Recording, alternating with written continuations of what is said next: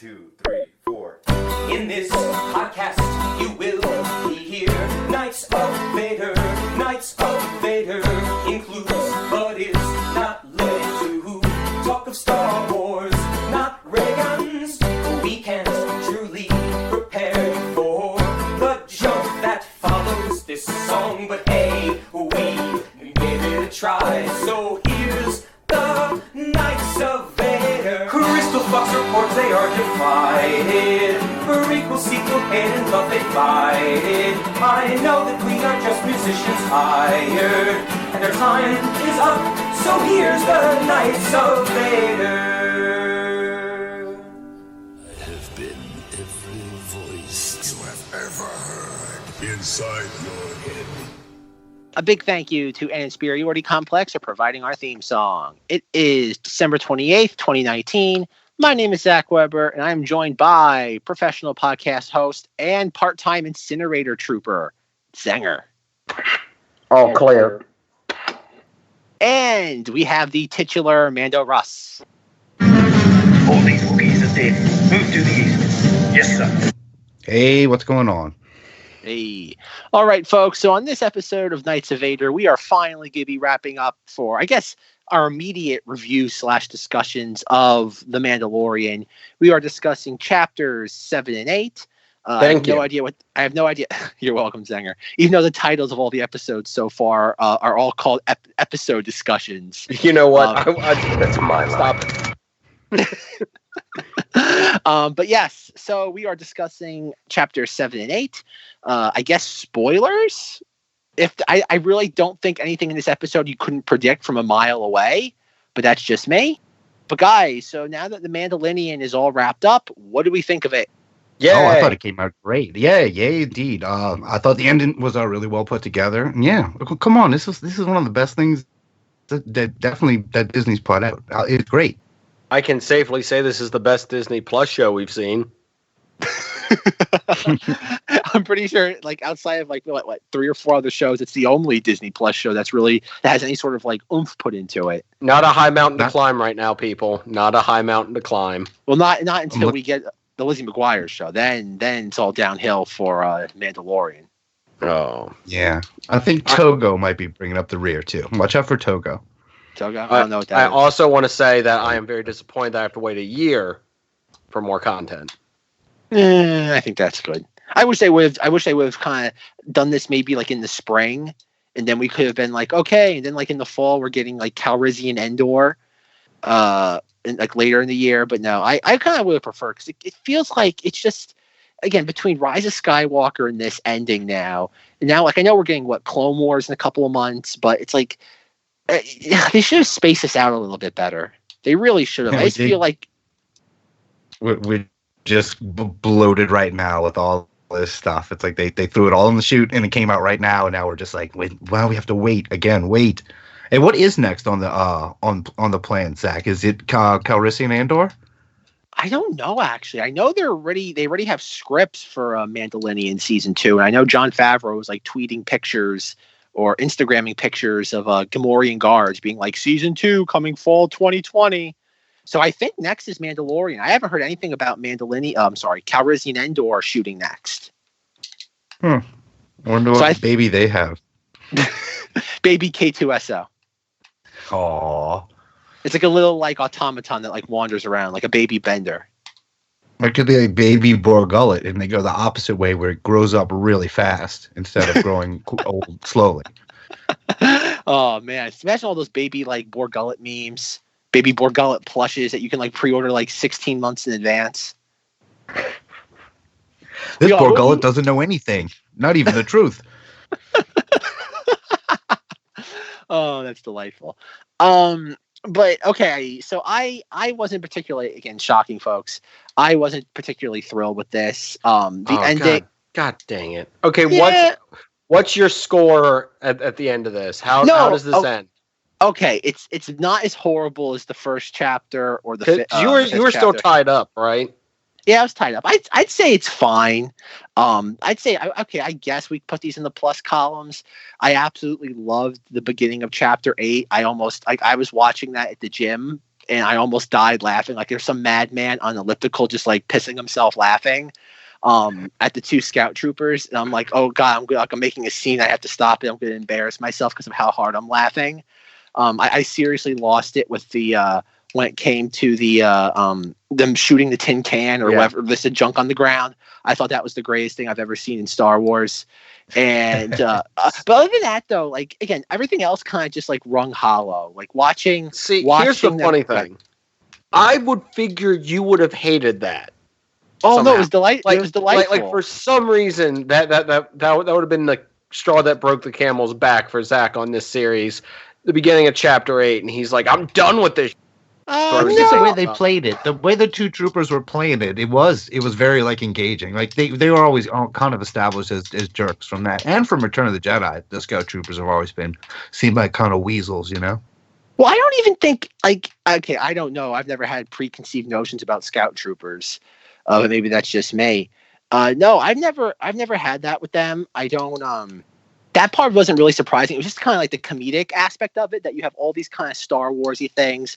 And of course they're written in a way that are meant to be deliberately unlikable because they keep punching Baby Yoda like every 5 minutes? Not 5, every 5 seconds. And a couple of times I'm like, how many times do we get to punch Baby Yoda? Because I know I'm going to sound awful for saying this because I kept laughing. You liked it? I was laughing at it. I'm like, how many times do we get punch Baby Yoda? Because every single time we punch Baby Yoda, you're going to die in a more horrible way. It's kind of like a Friday the 13th film. Like every time you smoke a joint or you have sex or do whatever else, you're going to die a more horrific death. And I think those two scout troopers really do die the most brutal death we've ever seen in a Star Wars film. Before, no, right? I have a dog-eared page for that. Oh, do you? And we will get to it. We've seen guys thrown into fan blades and stuff by Rey and Kylo. So yeah, this was definitely up there though. I mean, when he takes the one guy brutal. and just bashes him into the speeder. I love that. That was great.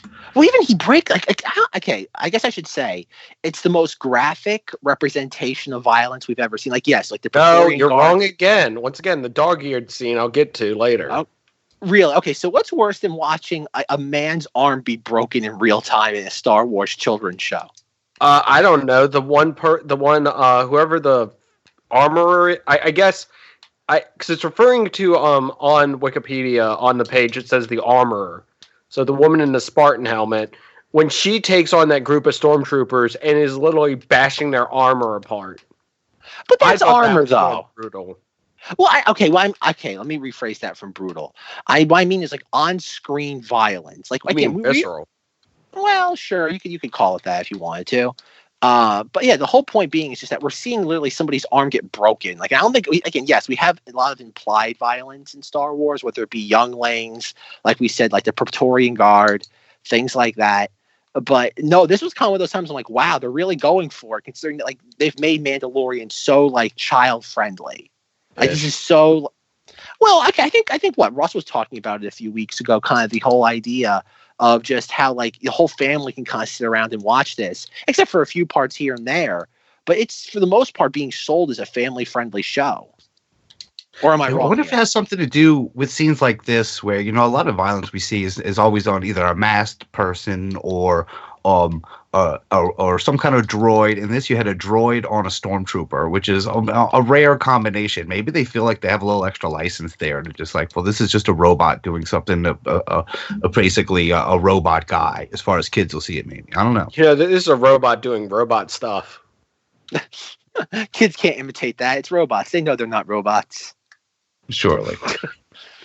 Wouldn't you love the meeting? Wouldn't you love to like see the meetings at Disney and like Lucasfilm about this stuff? But we have a droid break a guy's arm, like graphically. Like we see everything. We hear the bones crunch and we see his arm bend in the way that should never be bent, and it's like, oh, okay. But yeah, no, I wasn't like Chapter 7. I felt was just kind of there. Like I think we kind of Chapter 7's the setup for 8. Sure, but again, it's kind of just there. I wasn't thrilled with that. I like some of the moments. I really like the camping moment in Episode 7 where everything kind of calms down, and then out of nowhere, what were those? Like almost like Dianogas, kind of. I'm not Dianogas. Like Minok flying dragon things. Those were insane. It says that they're Minox according to the episode summary. It says Minox because we get the whole part afterwards, which I really like that scene. Just the blurgs flying away and just like the Mando Ken using fire and stuff like that. That was episode 7, correct? Yeah. Chapter 7, Rus. Oh God, you peasant. That's my line. You plebe. I've got my new favorite line, and it's from that episode. Because did you guys notice when before Space Carl Weathers is about to get his arm healed, and do you hear what he says right before Baby Yoda heals him? It's gonna eat me. Yep. He's trying to eat me. Which I don't know why. That was just one of the funniest things. The fact they set it up, he's like, "Oh, that thing's a carnivore." Oh, he's trying to eat me. Well, Space Carl Weathers has a couple of really great lines, both in this and Chapter 8, where at one point, when the TIE fighter's flying overhead, it's like he's like, "Baby Yoda, do the hand thing," and Baby Yoda just waves at him. And it's like, "Well, I tried." Oh man. That's true, because just that perfect campy character to his acting and everything, where he's all in, but he's still him, and he was great in all this. I'm glad we're going to see more of him. I enjoyed the ending a little bit with him. Even at the end, where we have Nick Nolte Ugnaught, and it's like, oh, they're going to shoot him, and I'm like, he's a cool character, but he's already played out his entire arc in this. Okay, he's a character that's, again, he's a former Imperial. He earned his servitude, and in the moment he says something along the lines of, "Oh, I served my debt 3 times your human lifetimes," and I'm like, "Well, he's dead." That's the Ugnaught equivalent of, "I'm 2 days away from retirement," and I'm like, fine. I'm kill him. It's I like Nick Nolte Ugnaught, but he's not anything that's gonna be missed. The one character who I really liked from this episode and Chapter 8 was Cara Dune. I think I said a couple weeks ago that I've never particularly cared for Gina Carano as an actress. She's kind of just there. They have her as just muscular woman, and that's kind of the furthest extent they use her in most things. And I thought she was great in this. I love her as the former rebel shock trooper who turned AWOL, and I loved it. I'm so glad they didn't kill her off. I think it's so nice that Lucasfilm is slowly learning that for character arcs, don't have to always have characters dying. You can actually have characters evolve, change without killing them. And Pedro Pascal, seeing him without the helmet, I know I'm kind of jumping around. Fine.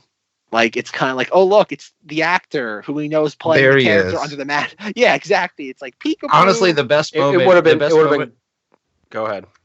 When he actually spoke and it's that you're like, it's definitely him. He sounds just like the Mandalorian. It's actually weird seeing him speak now without the helmet on. Yeah, I was gonna say it would have been even weirder if the IG unit took off the helmet and it was just another IG unit. No, Zenger. He takes the helmet off and it's another Mandalorian helmet underneath. just slightly smaller. I think we mentioned this, a lucha mask or something on that looks like it. Boba Fett thing. I still want Russ's idea of having the tan lines, around the T-shaped tan lines on his face. Oh man! Oh, you almost did expect something weird under there, even though we know from just him being a kid. I wasn't thinking it'd be all I don't know, Friday the 13th under there or anything. But yeah, I think that's more for him. He did a great job as far as acting and everything. You think if you are the actor, can at least have one moment where they see me for a second. Yeah, I thought it was cool how they kind of set it up too, where he's no one's allowed to ever no person's allowed to ever see me without my helmet. No living being is allowed to see me. There you go. And so yeah, I thought that was a neat little twist around. And like Russ said, not that you were expecting him to look like Monster Mash underneath that, but you kind of expected some scar or some level of just kind of maybe I don't know, battle wound, something to kind of be oh, maybe there's another reason why he's doing it. And it's nope, he's just handsome Pedro Pascal. It's just, it's the creed. Yeah. Which, by the way, I loved that explanation for the Mandalorian and how all that works. Once again, making a more confusing situation in the Star Wars canon even more confusing. So Mandalore is a place, a people, and a creed from certain people that are Mandalorians but aren't. My brain. Well, that's that's the Star Wars equivalent of "Don't think about it." It really is. And by the way, I after seeing this is actually the first recording I've done since I've seen Rise of Skywalker for a second time, and that movie needs to have like a thing at the bottom that scrolls by every now and then that just says "Don't think about it." Don't think about it. Move along. This is the way. That too. What everybody think of Moff Gideon that we've been kind of weirdly building toward this entire season? I guess we'll save the final thing with him to the very end of this because I'm sure that will be that was insanely stupid, by the way. But go ahead. It was okay. Let's rip the Band-Aid off now. There's no reason for the goddamn Darksaber to be here. Yes, there is. There's a perfectly logical reason. No, there isn't. It's a really cute looking lightsaber. It's there to just sit there and move the plot along. And it's like, why? It's like that thing gets passed around so many times now. Like, I think about it. We had it's the town bike. Essentially, like we saw it in the Clone Wars with we have Favrelorean Part 1 from Clone Wars. Then it somehow inexplicably ends up with Darth Maul. And then it ends up with Sabine. Then it ends up with Bo-Katan. And now he has it for some reason. No, there's not some reason. It explains. He's the one that carried out the purge on Mandalore. So why would he not have it afterwards? Because it's a thing. I don't know. Maybe one of them should have swallowed it or something. It's a sacred thing. I don't know. It's the idea that it's just fan service. It's what it is. It's the same. It shows that Lucasfilm has not learned anything from Solo. For the record, the part everyone probably loved of the reveal is the part Zack hates. Because it doesn't serve a purpose, though. Because it's Darth Maul at the end of Solo, but that's the Marvel thing and payoff. There's no payoff yet. Yes, it is. There's payoff to people who know what the Darksaber is and don't have to watch. I'm talking within the context of the Mandalorian. Oh God, no! We're not going by YouTube. YouTube is a cesspool when it comes to Star Wars. It is. It's awful. You have to watch stuff immediately, or else it will be ruined.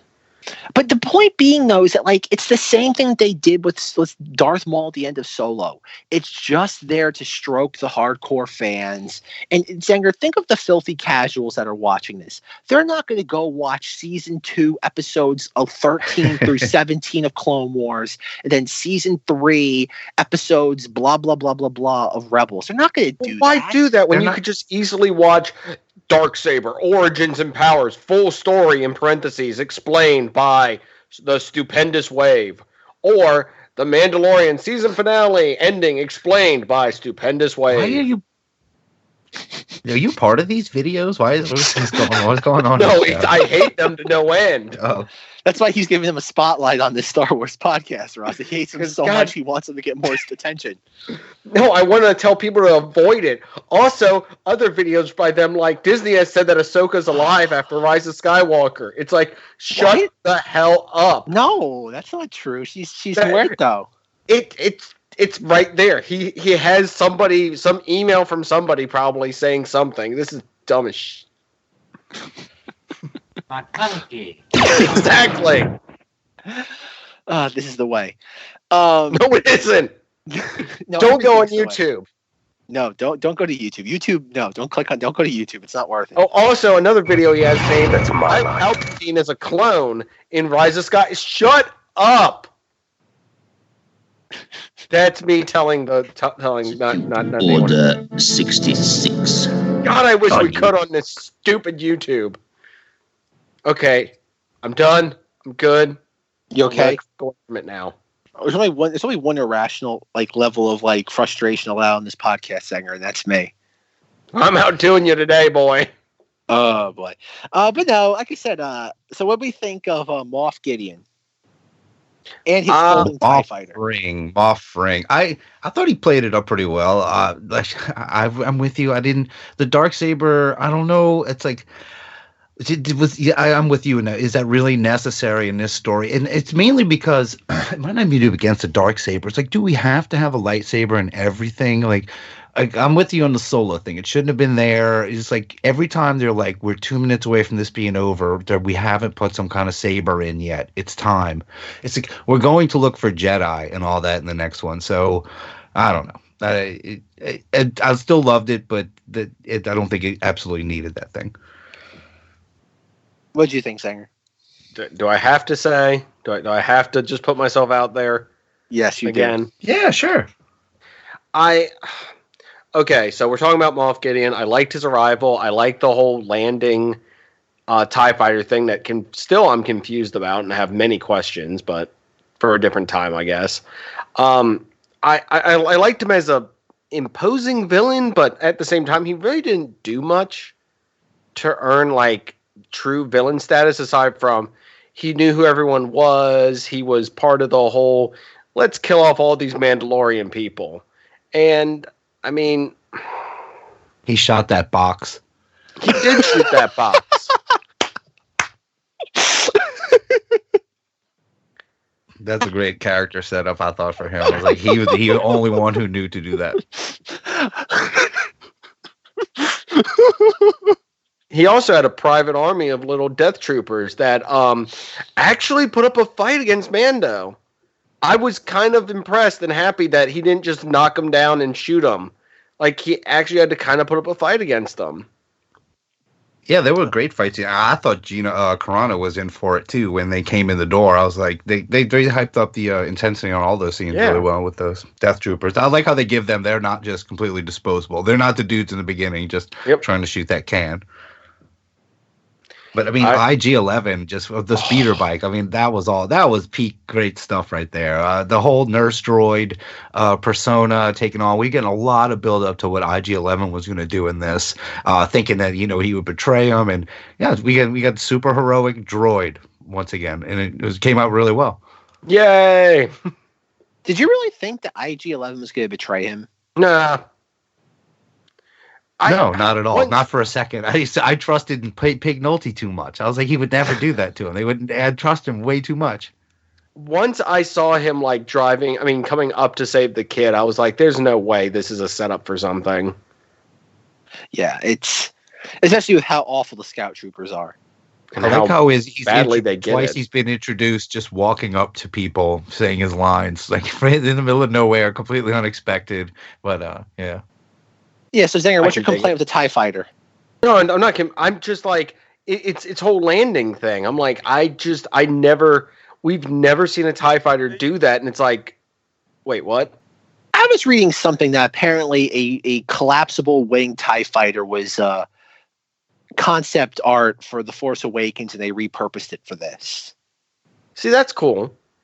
I'm down with that. That's the only context I have for that. I don't know if that's something they all do, or if that's something kind of like a special thing for people of certain models. I thought the point of TIE fighters and just the main design like that was that they couldn't land on planets. That's why they never wanted people to go AWOL. They could only land in those big Imperial hangars to be hung on. They couldn't, it wouldn't hold the weight of it, and that was the point of their design. So troopers wouldn't escape. That's why they didn't have the hyperdrive either. I've always heard it made them so cheap. Yeah, that's right. I've always heard it was like they're fighters that are it's quantity over quality. Yeah, easily maybe this was designed to almost fit in with those, but be much more high tech, and it probably I guess it was like an officer's one maybe instead of the Vader one. Yeah, but this time it's not like Vader, where if you're an X-wing, you're like, look, it's Darth Vader's ship, and you immediately know it's got those bent wings. But he's like, at least I can kind of I can blend in with the rebel bait guys. One thing I really wish we would have gotten with the Mandalorian is a Mandalorian visual dictionary. I was going to bring that up. I immediately searched for one. I think after the last episode, I was like, all right, is it out yet? And it doesn't exist yet. It's not out there. Speaking of visual dictionaries, I think this is the perfect time to set this up. So what did everyone think of the flashback, the full flashback, the origin story, oh my gosh, what am I? Din Djarin? We got to Someone give him get a it great name for now. Qui-Gon Don John. John. Don John. Don John. Don Johnson. I hate you so much, Zach. Yes, we have the titular Mandalorian's He's real trying name to is eat Don me. Johnson. Yes. So, what were you going to say, Zenger? What's in the visual dictionary that explains everything? Oh no! I wanted to know what everyone thought of that, and then I'll go from there. All right. Russ? Do you want to say the positivity? Then I'll rain on the parade, or do you want to be the sunshine at the end of the? Oh no! I've got some haterade to rain down on this situation. Wait, what are we better getting grab their mad at right now? umbrellas. I'm pretty sure that's the subtitle of this podcast. What are we hating about now? We're talking about the army of Boba Fett's that comes to save Baby Mando. No, and his whole back. I guess. I mean, I just assumed that was just when they're still in battle mode. That's why they showed that. Yeah, I think we all asked what Clone Wars character it would be. Like some the people say Ahsoka. Yeah, we were all wrong about that. I thought it'd be that Gideon guy. Maybe I think that's what I said. Way off on that. But yeah, just the Mandos. I mean, he kind of could have. It seemed like the simplest solution too. Like, well, yeah, we already told you the Mando saved him as a kid, and the Mando saved him. The end. You know. Okay, but my question though with that is I rewatched chapter 8 today, and I'm trying to figure out the timeline of this because obviously it's taking place during the Clone Wars, but based on the color of the armor, it has to be Death Watch. Because at no other point were Mandalorians like off planet saving like random people. It has to be. And I looked at some of the Death Watch costumes or like color schemes of their armor, and it's that same like blue pattern. So are we seeing some form of Death Watch? Because the Mandalorians, remember from the Clone Wars, were pacifists. They stayed out of the war.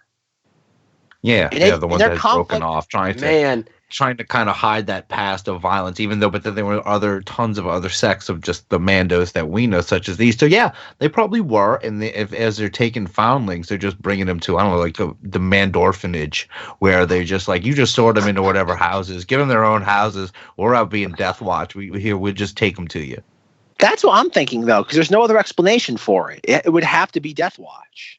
Yeah, that's kind of cool. I did like that we got to he got his signet after all this. I can imagine the T-shirts and tattoos to come soon of that, and necklaces, much like the one in the episode.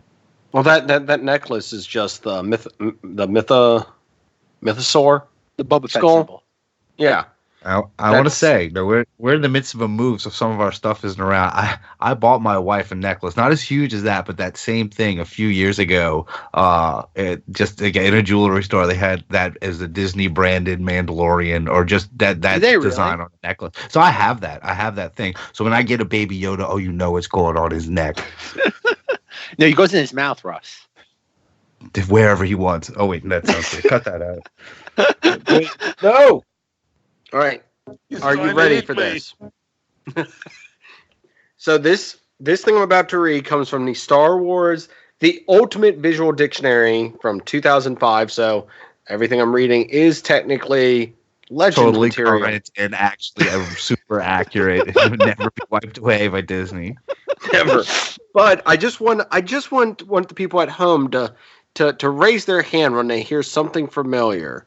What I am reading from is the Clone Army, and it is the section Origins of a Bounty Hunter. On a colony world, the young Jango Fett was orphaned when his family was killed by a ruthless Death Watch, a bloodthirsty splinter group of ex-Mandalorian warriors. Jango was recruited and adopted by the true Mandalorians, who maintained their millennia-old traditions as high-paid soldiers. Fett eventually became the Mandalorian's leader and destroyed Death Watch, but that was 2 years before the Battle of Naboo, so that's kind of what got him. Oh wait, hold on. But 2 years before the Battle of Naboo, a conflict with the Jedi left him the sole surviving Mandalorian warrior.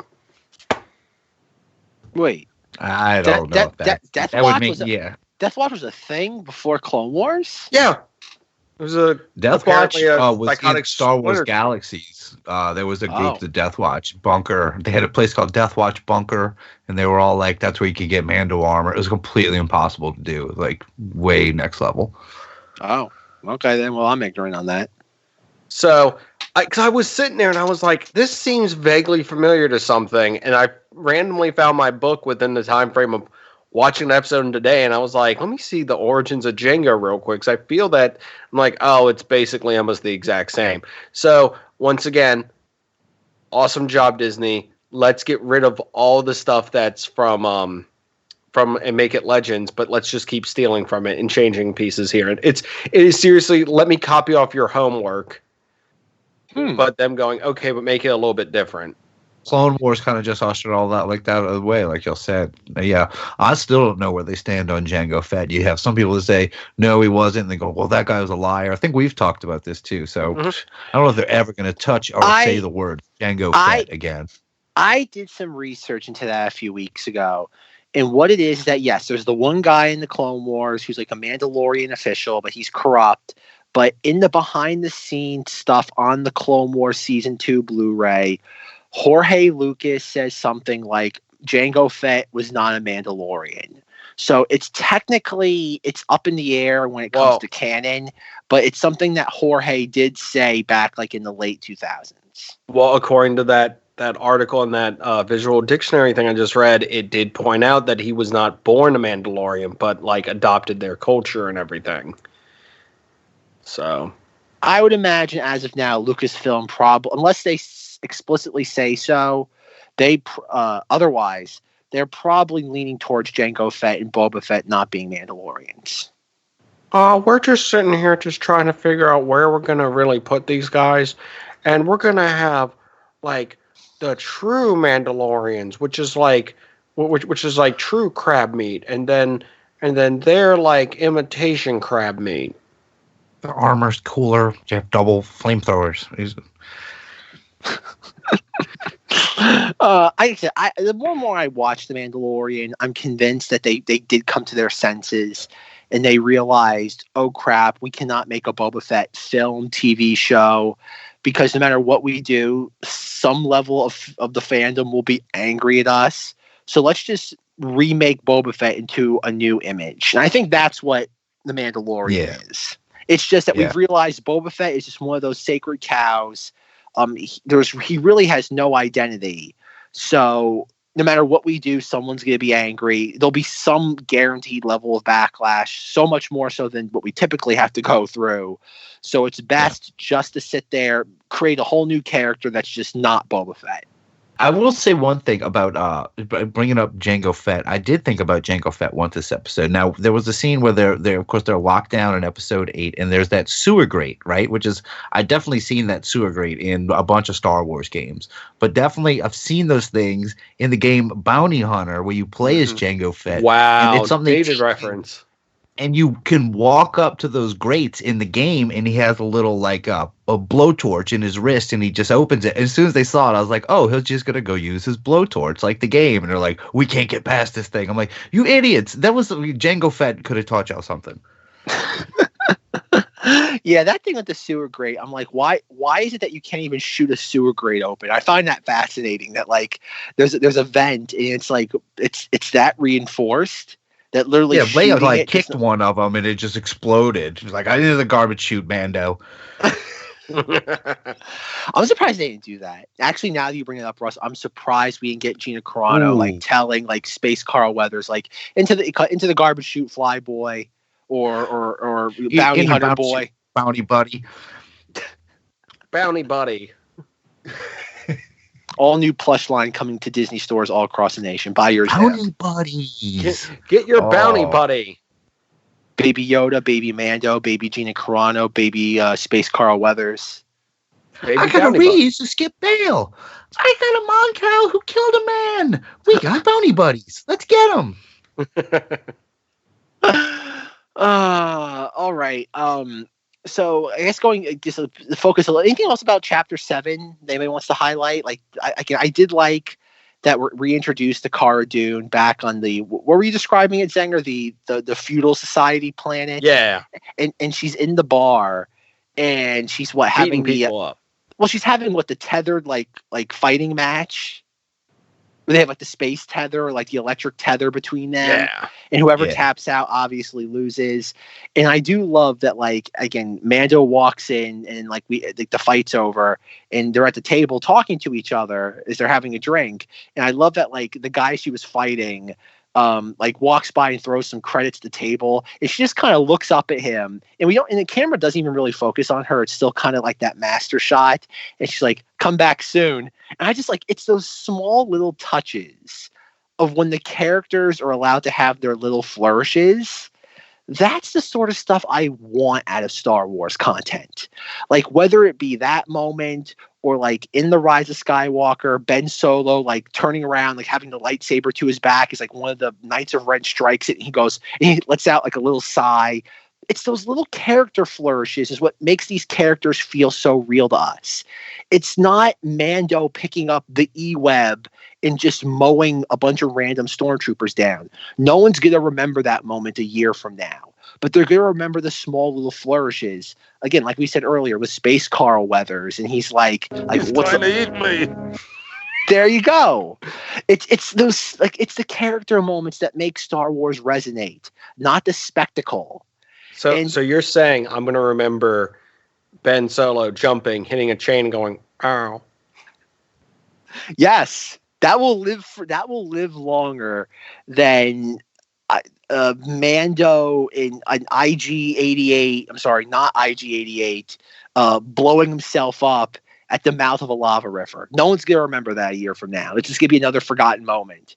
But they are gonna remember Space Carl Weathers being like, "Baby Yoda, wave your hands in front of the TIE fighter."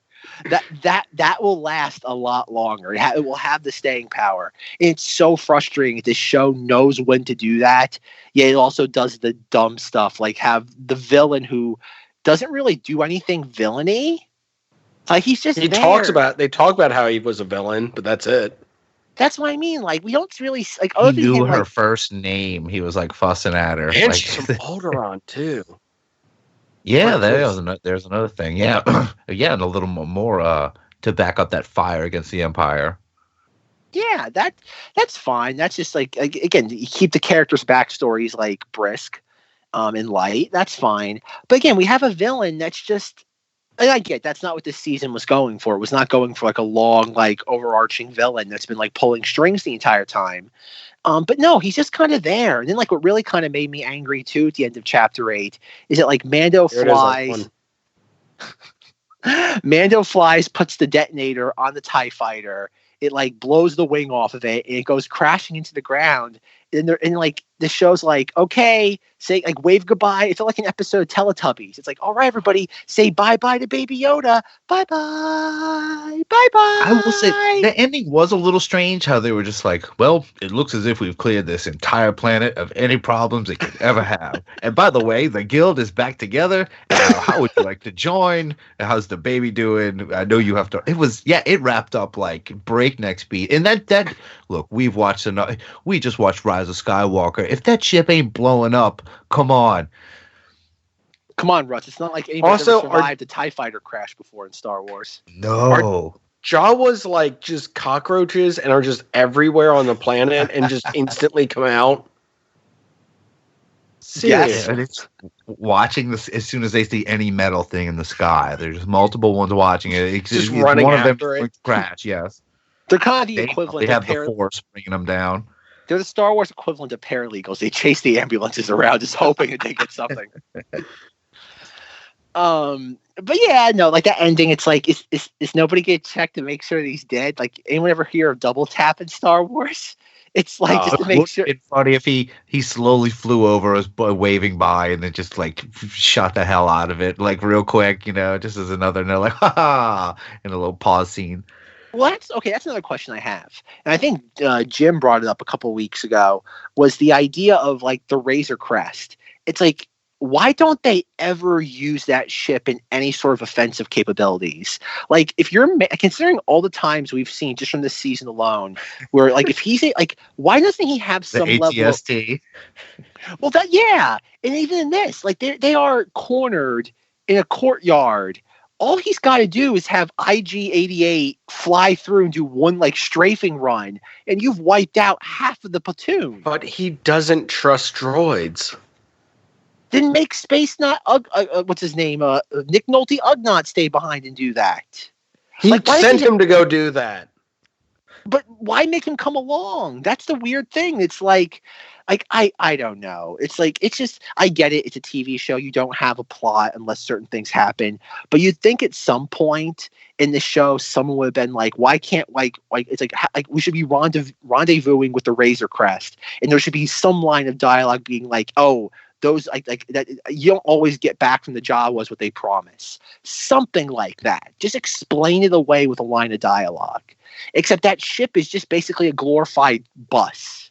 It just moves the characters from A to B to C. Like, imagine if we were watching Empire Strikes Back and it's like, oh, when they're being chased by TIE fighters, the Falcon can't do anything. It just kind of sits there.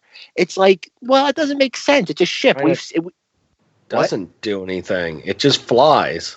But he does do things with that in the sense that like he's always trying to we see him outmaneuvering the Star Destroyers. It does have offensive capabilities.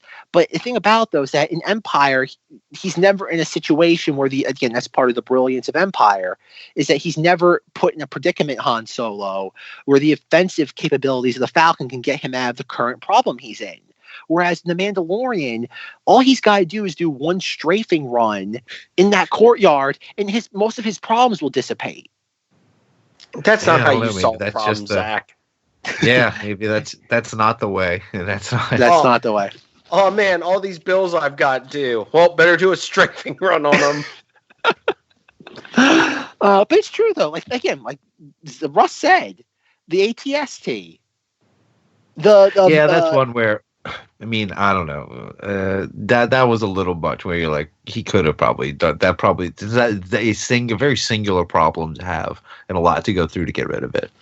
Well, yeah, especially after I get it, like not happening in Chapter 5 because like, oh, it's like highly damaged from the space battle in the first like 2 minutes. But in this, it's like, what? Well, why? Like you'd think, considering that, like, okay, like they know they're going to be double crossed, they know they're going to be kind of like outgunned, and it's like, nope. It's just there. It sits in the corner and collects dust. Yeah, I don't know. He got his important stuff on there. Who knows? I don't know. There's weird things with this show. I just wonder. It's like, oh, and I get it. Like the Mandalorian isn't supposed to be like this omnipotent like character that's supposed to think his way out of every problem. He is kind of like a shoot from the hip guy, but I don't know. It's weird. You have this weird sort of just thing that you think they should be using. Because I even saw articles today online being like, Mandalorian finally solves the massive plot hole in Empire Strikes Back. And I'm like, wait, which one? What? Yeah, I'm like, what the hell are they talking about? And Stop watching Stupendous Waves videos on YouTube. Oh, wait, that wasn't him this time. No, this is from a website called fatherly.com. I didn't click the article, but I could kind of figure out what the article was getting at based on the thumbnail. What it was that when IG-88 uses the Bacta spray on Mandalorian, apparently we finally see Bacta used on screen for the first time in sort of an appreciable way. And that solves the massive plot hole in The Empire Strikes Back. Because Luke gets put into the Bacta after the Wampa attack. Right, and then we finally had like a Bacta suit in Last Jedi, and I mean, we've seen. I feel like we've seen it. So we have a Bacta tank, a Bacta suit, Bacta spray. Does it come in a balm or a cream I can maybe use? Back to aroma candles. Oh, I can only hope.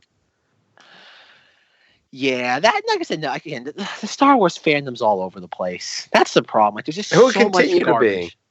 Well, like Zenger said, though, so much crap on, like, I keep seeing videos on YouTube about this, and it's like, why? It's like, I guess, like, everybody keeps saying Star Wars is dead, but it's like, it doesn't seem that way based on the people that are trying to grift money off of it. For true. That's what I mean. Definitely with the popularity of this show, too. I think this is this is definitely one of the most, like, especially Baby Yoda is one of the most popular things that's come out as far as Star Wars goes. I really think if you got to watch out. I mean, when season 2 comes, that's going to be so much hype. There's going to be so much cool stuff coming for this.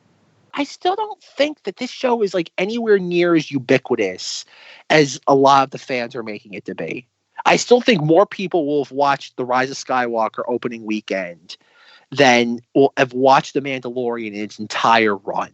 I just get that feeling like what, as of now, Disney Plus has somewhere of like north of 10 million subscribers. That's still a fraction of Netflix. And even things like Stranger Things that like we're led to believe are this super duper like ubiquitous thing. It's like Stranger Things is popular in the sense of like it's 2019 and it's rare for anything to get any sort of mainstream attention. But I still don't think this Baby Yoda thing, like even with Rise of Skywalker, I had to explain a lot of people like what Baby Yoda was. It's like, I'm like, when Baby Yoda happens, they're like, what the hell is that? They're like, Baby Yoda, is that like the Muppet Babies version of him? I'm like, no, like it's this thing they're doing. I think in the Star Wars community, everybody knows who Baby Yoda is, but I still don't think it's anywhere near as ubiquitous, like to normies, is like what Rey is. Like, I think since Disney has taken over Star Wars, Rey is the most like well-known thing to the normies and filthy casuals. I do not think that Baby Kylo Ren. I think Kylo Ren is put on a lot of marketing and stuff, and I think people know him pretty well. Well, what I mean though is that like yes, like certain character. Well, I think certain character designs are just inherently Star Wars. Like if you were to show, like imagine like 5 years ago, like you're Disney, you're doing market research. It's like the fall of 2014 and you show somebody a picture of Kylo Ren's helmet and you gave them like 5 choices. You're like, okay, what do you think? If you had to guess, what do you think the property this comes from? And it's like Lord of the Rings, Harry Potter, Battlestar Galactica. Like, and you have a list of things. Waterworld. I pick Waterworld every time. But I think that's what it is. Like certain things are inherently Star Warsy. And I think Kylo Ren's helmet was designed to be very reminiscent of a Star Warsy element. Rey is just a very attractive woman. I mean, like to somebody who doesn't know what Star Wars is. She's again, Daisy Ridley's a pretty woman. And I think the character of Rey has done a better job at puncturing the world of non-Star Wars fans. Because again, you see her with that lightsaber and you're like, oh, this is the new era of Star Wars. I will say, definitely a lot of normies seeing it because my wife did go buy that Rey skin on Fortnite. My wife plays Fortnite. And she came in right before we started and was like, I killed a few people with a lightsaber today on Fortnite with Rey. I was like, oh, God, those poor kids playing that. I'm like, I'm so frustrated. Yeah, some woman with a lightsaber is coming whacking and killing them. It's so funny. But that's what I mean, though. It's like I think even you mentioned it, Russ, when you were talking about like the Fortnite thing they were doing a few weeks ago. It's like Rey is one of the is maybe who knows what's going to happen in the next couple of years, but definitely between the years of 2015 to 2019 and probably 2020, Rey is the face of Star Wars. She just is. Yeah. Like whether you like it or not, she is. Yeah. She's the Luke of this whole takeover part. Yeah, and she did great. I don't know. Oh, see, folks, I can't make horrible puns on this podcast. But we'll be right back. All right. I'm trying to think of more stuff from Mandalorian chapter. What more can I complain about?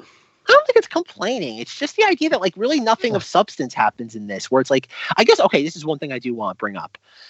They keep saying the Siege of Mandalore. I was always led to believe that the Siege of Mandalore was the Maul thing from the Clone Wars. No, apparently other stuff happened, I guess, afterwards, where the Empire was like, we're going there now. But what I mean, though, like the term, the Siege of Mandalore, has always been used in context to Maul in the ending of the Clone Wars. Like I know, like I've referenced it now how many times on here that when Cowboy Hat Man was like Celebration 2016, that the ending of the Clone Wars with Ahsoka and Rex on Mandalore with Maul is called the Siege of Mandalore. The Siege of Mandalore in the context of the Galactic Civil War, I could be wrong, but I've never heard of it that way before. it's weird that they're using that term willy-nilly. But based on a lot of stuff Lucasfilm is doing, especially in the context with Kylo Ren and the Rise of Skywalker, I wouldn't be surprised that they're playing loose and fast with the canon now. Well, they need to rebuild all of it after they went, yeah, none of this exists. No, but that's not true, because that's all terminology connected to Clone Wars 2008. We don't know. All right. Shifting gears right now. Shifting. Yes. So anything else about I'm trying to think. Anything else about chapters 7 and 8 that stand out? Like there's things here and there. Like I kind of like the fairy droid that's like it's an astromech that has like arms and legs that's like, oh god, piloting a little like lava gondola. I thought that was a neat little touch. You mean woke D2? Yeah, those guys seemed real chill until he stood up, and I was really surprised by that. I liked it. It asked a lot of questions. My initial thought was, I was like, because we're already seeing all the toys like Favreau played with, I was like, yeah, this is him just like mashing together toys at this point, putting like some 3PO legs onto R2 for some reason and making him even weirder. I like that. That was really cool. I thought he was going to ask them if they lifted. You lift, bro? Well, I didn't even get to with like Cara Dune. She's like, tell it to stop, and it's like stop, and she like blows its like dome off, and I'm like, did you try just maybe taking the little like paddle out of its hands? Oh, now we're sitting here going for droid justice. Well, when a one-way trip. I don't know. That's just weird. It's just like I the fact that she shoots the droid immediately. I'm like, oh, does she like if Mando did that would make sense considering his disdain for droids. But for her, does he like, have it anymore? Well, maybe he was a little reformed at that point. I think at that point there's a lot of desperation. I mean, they were in desperation mode as soon as they, and that was one of Moff Giancarlo's good lines when he's like, yeah, that shooting tells me your desperation's setting in. It's like, yeah, it really was. Like they built up tension well. And I want to talk about what about all the Mando skulls or whatever. The pile of dead Mando junk. Some true Star Wars junk right there. It was just junk. It was valuable junk. I was She was melting it down. She cleaned up that whole area before she wrecked it with a ton of stormtrooper bodies. Because there was nothing like if you noticed outside of the place, it was clean. And then she went and decided to hack up a few stormtroopers and throw one in the frickin' fire itself. Yeah, it was cool. Oh man, what a good day for her. She's got all that new armor to now use. Yeah, I like that trope they used because they did that in the CW episode also, where they threw that one guy like in the blue juice or whatever, that bright blue juice that they all drink. I would notice they were actually drinking that again in the other episode in 7 when he went back to get her, and it looked like the same stuff those dudes were brewing in that camp that he like shoved that guy in.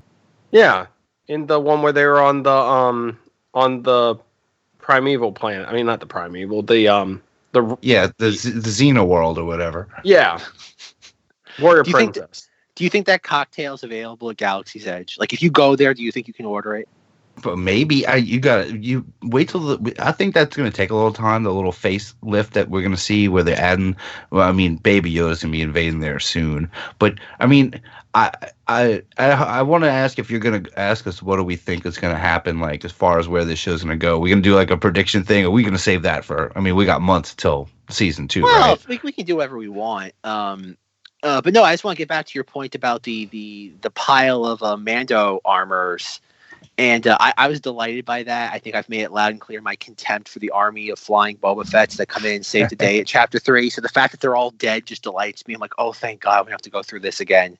I'm like, thank God we just don't have like the roaming army of flying Boba Fett's. There could just be the like Deus Ex Machina of everything. It's not going to be Gandalf on the flying eagles. Like, thank God. Like, we eliminate that. I thought Zack really took a hard line on this episode. I all those Mandos are dead. I'm delighted. I was very happy. You need that quote, Russ. All these Mandos are dead. Head to the west. Yeah, head to the sky. Here's your jetpack. But don't use it anytime soon. You have to practice it. I like that that's part of the almost the religion is the jetpack, where they're like, it's very mystical getting this object. Have you practiced Harry Potter, Flying Phoenix, or however she called it? It's a Rising Phoenix. Rising Phoenix, and he's like, yeah, sure.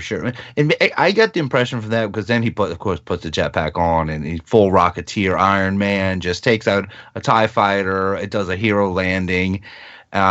Maybe Mando is a little more like advanced than even the other Mandos think, because she's almost warning him, like just like the Whistling Birds, like, well, don't use this right away. Just get used to it, and then he's like, yeah, sure. And then 5 minutes later, it's already spent. Yeah. Yeah, I think that sort of thing is fun. And you knew the moment he gets that jetpack, it was only a matter of time. There's a little timer appears on the screen. You're like counting down, like T-5, 4. Right, and he's gonna have the rifle strapped on the back of that thing with where's another his thing on gun, there. He's by gonna the look way? like that pack rat guy from episode 7 soon. Where's his gun at, by the way? Maybe he ran out of ammo. That's the only in-world me trying to justify why it isn't constantly disintegrating people with that thing.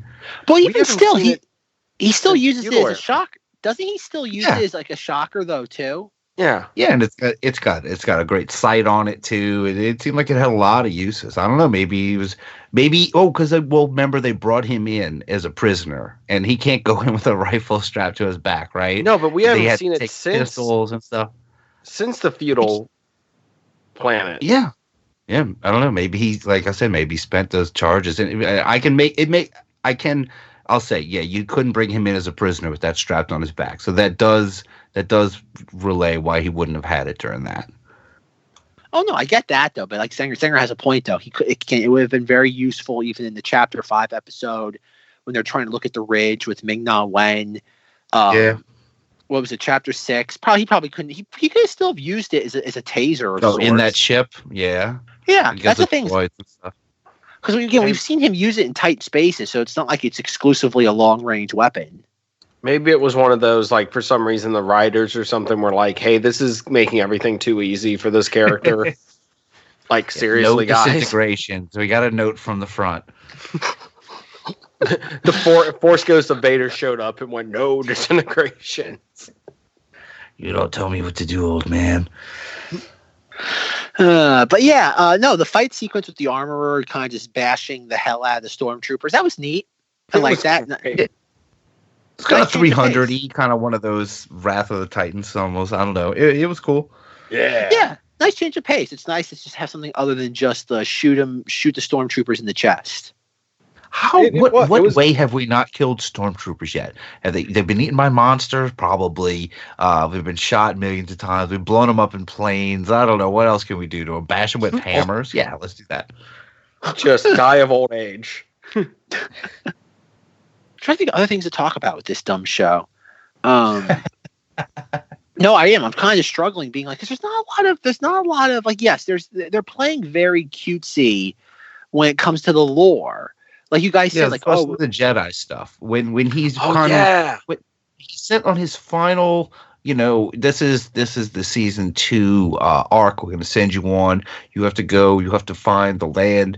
I mean, he's very vague. I like his description where he's like, so I'm supposed to find a planet or a race of sorcerers that once tried to kill us all. Oh, okay. I don't think I can do that. Like, I love Jedi being called sorcerers again. That was cool. Mm-hmm. Yeah, like I said, it's that stuff is neat though. But like, I kind of wish we had that part. Oh no, I like that part in the sense of like it's neat. I want some more of that lore to chew on. This ambiguous nonsense just so we can have another firefight is just annoying. Especially on the small screen. Like as I was watching this, I'm like, wow, wouldn't this like when Mando's like trying to get a foothold on the TIE fighter and he's trying to put the explosive on it. I'm like, wow, this would be so neat if I could watch this like in a movie theater with like 7.1 surround sound, not like on my television, like with 3 speakers. I'm like, that's the thing is like, I feel like certain moments of the show deserve better than the small screen. And that's kind of the shame of this. It's like you wish they could do a little bit more with it. But I get it. I'm the old man here. You got to upgrade your system, bro. Well, even still, even if I don't care if you have an 80-inch television set, it's still not the right. You don't get the same impact. I know what you mean, Russ. It's not entirely sarcastic what you're saying. That's what I mean, though. It's like certain moments of this would really kind of like have a punch to them, and it just doesn't because television's inherently a small screen medium. I'll be honest, to avoid spoilers, where I'm living now, we had a pretty nice TV and system, so it's you get a decent experience watching it. But I know things are gonna get spoiled, so I gotta watch it on my phone at work on Friday afternoon. All right, I hope my work don't know about this. Yeah, I gotta watch it on my phone. I always watch my first viewing is on my phone, where I'm sitting at my desk and I've got an earbud in and I'm half paying attention to what's going on. And that sucks. I'll love to get home and just watch it So maybe that is I feel like it's a theater experience because I do initially watch it on my phone first. But that's kind of like my complaint, not just with like Disney and their treatment of Star Wars, but again, it's media as a whole, is that like even maybe we'll do probably some of this next week. I don't know. Like even looking at like the box office for The Rise of Skywalker, I think it's inevitable now that after the numbers that Rise of Skywalker is showing, and they're not bad, but they're disappointing. Like I would imagine, unless Disney forecasted this very, very conservatively, the Rise of Skywalker is going to be seen as a disappointment. The 3-year hiatus is definitely going to happen. And I think there's a very real possibility that just Disney Plus is the home of Star Wars for the foreseeable future. I could see them very easily being like, why are we going to spend $250 million and almost double that for marketing cost, whereas we can sit there, put like $85 to $100 million into a TV show and then control the narrative about how great it is. Like, think about it. Like, we're never going to know how much, like, what the viewership is for The Mandalorian. Of course, there's estimates, but those are all kind of done by third-party independent agencies. So I think that's what's going to happen eventually. There's going to be like, you know what? This, like, I think I posted in the Knights of Vader Facebook group. I was watching the news this morning, and there was headline. This headline. This headline. I was hoping you would mention this. I'm so happy you are. Let's hear it. The headline is, and I want to read it to make sure I get it right. It says, "Study: Star Wars fans are almost impossible to please." Whoa! Shocker! Who could have seen this coming after all these news? We never would have called that. But that's why that's kind of the point I'm getting at. I think Disney's finally learning why George Lucas sold all this. Is that like you have a fan base that's constantly at war with itself. Everybody looks forward to getting angry at this point, and it's like, and even me, like I'm not angry about The Mandalorian. Yes, I'm not thrilled about certain aspects of it, but I'm kind of taking the Force Ghost Jim perspective of I'd rather have something than nothing, and it's just a shame that like that something now is relegated to the small screen. Yeah, I'm hoping they do some kind of. Think about it. They could do a little limited release where they just mash it into a thing, and how long would it be? Almost 4.5 hours, maybe at this point. Maybe a long thing. Might do an intermission. Yeah, something like that. It's not too unwieldy, but yeah, you might see it in a limited run. I wouldn't count that out as an option at some point. But that costs money to do, though. So unless they're doing it maybe next fall to hype up season 2, but I don't think so. I think Disney wants the streaming service. Like I do think we're getting to a point where Disney wants to cut out the theaters. They want you to sign up for the $70 a month Disney Plus plan. So if you like when what's a Zenger? Give me a Marvel film that's coming out in a couple of years. The Eternals. Okay, sure, I'll take it. Like when the Eternals comes out in theaters, you'll sign up for the $70 a month plan so you can watch it that weekend in your own home. That's what Disney wants. Squirrel Girl in 2023 in my own home at the low price of like $1,000 a month. Yes, only. What if Disney buys the Joker? Just him. I mean, Batman doesn't have him anymore, and they just own the Joker. Seems dumb enough to do. Right. The Joker, baby. You're right, Warner Brothers a check. We just want the Joker, not Batman. No, we want him. Harley Quinn, might be a princess. If you could throw her in, we'll take her. They already got Harley Quinn in Star Wars. It's the Twi'lek from Chapter 6. Oh, look at you with your edgy joke, you. Yeah, I know. Aren't I clever? You cunning individual. Who Hey, could've Russ, seen he's this after coming? our job Trying to again. eat me. There you go. But yeah, so that's my thing. It's like I don't know what Disney's doing. They're goofy. I don't think Disney knows what they're... Yeah, I don't think anyone knows what they're doing. I don't think... I'm honestly convinced now, after the Rise of Skywalker box office situation, and I love that, like, JJ's doing interviews, and he's like, I made up as I go along. Like, hate my movie as much as you want. I'm out of here. Like, JJ kind of feels like a kid, and it's like the last week of school. He's like, thank God this is over with. Does anyone he is see him definitely out just the door. going out on a scooter surrounded by a ton of money? No, he's going to go out on a speeder bike with wheels because they can't make him float. Shout out to Chris for doing that Facebook video. Chris from the Knights of Vader group.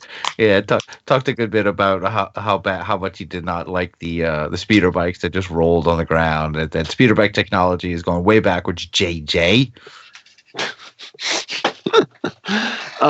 Thank you, Facebook, for letting me know that did not happen.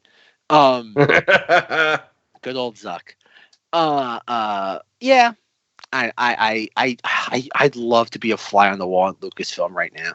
Someone kicks in the door. I've got it. I know it's going to make them love us again. I like to We imagine, like, stop. well, okay, there's this very interesting thing, because I got maybe a third of the way through it. Red Letter Media did their review of The Rise of Skywalker. Oh, God. And they talk about it very early in the review that, like, back in 2009, in one of the Plinkett reviews, they're talking about how J.J. Abrams should have directed the prequel trilogy. And they make a joke, and they're like... What was he, like? It's like 16? How the hell would he do that? I don't know. I guess it was meant to say somebody like that. I don't know. But the point being, the joke they were making was that, like, are we responsible, Red Letter Media, for J.J. Abrams being involved with Star Wars? And at the end of this little bit that they do, they're like, probably not, but we don't know. And I would like to imagine that a couple of years from now, we're going to be having this exact same thing when Pitchman Zenger is running Lucasfilm.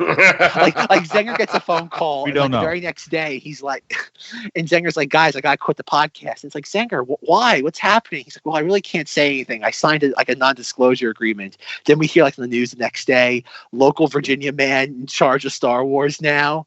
And it's Zenger wearing the incinerator trooper helmet combined with, like, his giant pork pop. Yeah, he's just on the local news to people going, well, this is Squidhead. He's from Star Wars. And I'm going to do a series on that guy. Oh, God. But yeah, I don't know. I feel like Mandalorian is just one of those things that, like, maybe I know a lot of people want Favreau to replace Kathleen Kennedy. I don't think he'll ever do that. I think Favreau's too much of a hands-on type of guy. I think he'll consult with them. Like in any sort of capacity, considering that he really has become a company man for the Walt Disney Company. But I don't see Favreau ever inheriting the mantle from Kathleen Kennedy in that sense. I don't see relinquish his hold on Marvel.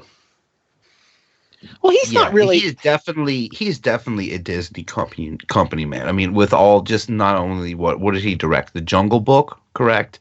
Yeah, the King. Iron Man films, right? The Lion King. He did Jungle Book as well, right?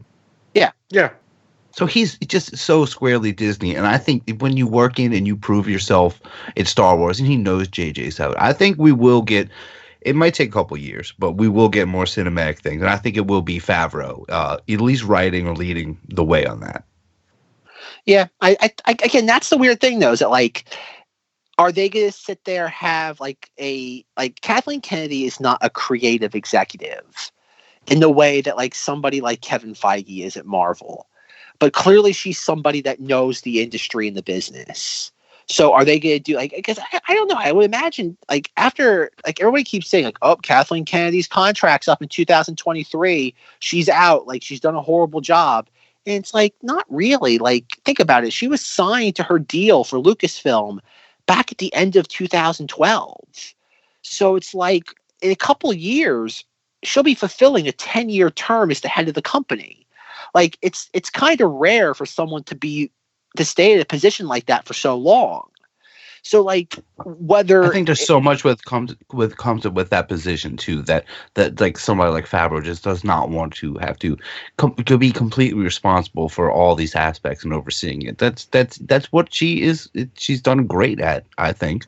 It's the paperwork stuff. Like I think Favreau is really good being hands-on as a creative, like on set and things like that. But there's a lot of like boring paperwork, like back office type stuff that has to be done, and that's what the head of the company has to deal with. And I just don't think I think he could do it if he wanted to. It's not like I don't think he's capable of it. It's just that he doesn't. That's just not what he wants to do in life. That's not his version of advancing to the next level. And I have no idea who they're going to bring in to replace Kathleen Kennedy. I maybe it would be a protege of hers. I know there's like Michelle Rizwan. I'm probably mispronouncing her name. It could be somebody like that. I don't know. I think Lucasfilm definitely could probably improve itself with a creative like executive at the helm. Somebody who really, I'm not saying somebody who loves Star Wars, just somebody who has an eye for just filmmaking. Someone who's just not someone who signs the front of the check. That's true. But getting back to the Mandalorian, other than that, I'm trying to think of anything else that's really worth talking about. Well, there's one other thing, if we're just gonna, kind of wrap up the Mandalorian season 1, and overall, I gotta say, I've loved it a lot, and I like that my kids are super into it more than the movies and anything, and there's genuine excitement and care for Baby Yoda and the Mandalorian. Like, pretty much, my family is super, super into it. But I wanted to ask you guys, do you have any just wild predictions? This is like this furthest away we can make any predictions for season 2 of what we might see or any kind of plot thread. I have 2, and I'll start it off. So I think for one, who do we know that Yoda has good relations with? The Wookiees? Okay, so there you go. So if you're trying to find out where these Yodas Zach's are response, from, or what no. Yeah. So okay, here we go. I was making sure I heard that right. I'm not saying we'll see Chewbacca, but if the Yodas and the Chewbaccas have the Wookiees have great relations. There's the thread you have to have. He'll go and have to maybe go to Kashyyyk, and maybe they know something about. So we're going to Kashyyyk next year, and also I think they're going to give us the live action Thrawn because I think that he's still around, kicking around probably, and we got Moff Gideon. That's going to be the villain, is going to kind of flesh out some Empire, hidden dark Empire, or fallen Empire, whatever. Those are my 2 predictions. I like the Thrawn. The thing that terrifies me though is if we go back to Kazoo, we're considering Favreau loves the holiday special. We're get some Lumpies. We're gonna see Lumpy and Mala. You forgot Favreau holiday special. Now. We are. I'm calling it now. No one's saying it. We're gonna see the Wookiees on Kashyyyk. Oh. And they know because they have great relations with the Yodas, and I don't know what else to call them at this point. I've seen videos. I saw a video of some guy calling them like tridactyls or something. There's some bad non-canon name for Yodas. We don't know that yet, but yeah, I'm predicting Wookiees. I can see them doing that. Just don't make them look like them sick Wookiees in Solo, please. Mala or whatever, not Mala, whatever that guy's name was. The Wookiee in Solo. Russ, go get your visual dictionary out of the Solo film. His name's literally in there, right. It's right in front of me. Hold on, I know he's in. I've seen that page before. Steve. His name's Steve. Man, Lando looks cool in here. All right, Zenger. Well, Russ continues to look up the name of the sad-looking Wookiee. What do you want out of Mandalorian season 2? I thought that this show was a breath of fresh air. I didn't think it was going to do bad, but it's like it was just such. This gave me hope in Star Wars again. Like the movies kind of have run their path. This gave me hope for the future of Star Wars. And as I said, I know Zach's like slowly cringing. Indeed, I am. Because it's I'm sad like... It might as well be Sadwa, too. Sad. This is a sad Planet of the Apes Wookiee. I also did make a good Planet of the Apes reference when I talked about that chimp putting Kylo Ren's helmet together. But yeah, maybe Maybe Mustafar. That was my favorite thing that you knew that. Maybe Mustafar is like a Planet of the Apes now. Sure. That's they rebuild it as in what Conquest of the Planet of the Apes. You blew it all up. So you're saying, Zenger? I really love that this is like, I think that this breathed a breath of fresh air into the franchise. It gave us something we like an angle we haven't seen, like a small screen, and I just want to see more. I want to see more Star Wars like this because I feel the movies have run their course, and I feel it might make people like less angry if their name isn't Zack. I'm not angry about this though. Like that's my. It's like no. You're all tied up about it. No, technically it's in the positive column because I don't have any like chapter 7 was just kind of meh, but I don't have any problems with it. Like I said, I absolutely love the beginning of chapter 8 with the 2 scout troopers. I thought that was delightful. But my biggest problem with this is that it feels like the same position Star Wars was in with The Force Awakens. And that's just more of a feeling I'm getting than anything like specific I can point to.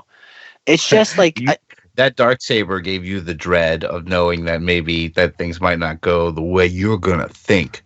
No, like not even that though. Just like the moment, like you were saying, Russ, when you start to see like a little like a light peer through like something, like he's cutting through the cockpit of the TIE fighter. I'm like, of course it's gonna be a lightsaber. And then like before we even see it, I'm like, okay, what lightsaber is always connected to the Mandalorians? Oh, it's the Darksaber. It's like, yay! It's like I clap because I recognized it. I want the Zack commentary for when I watch movies, TV shows, and everything now.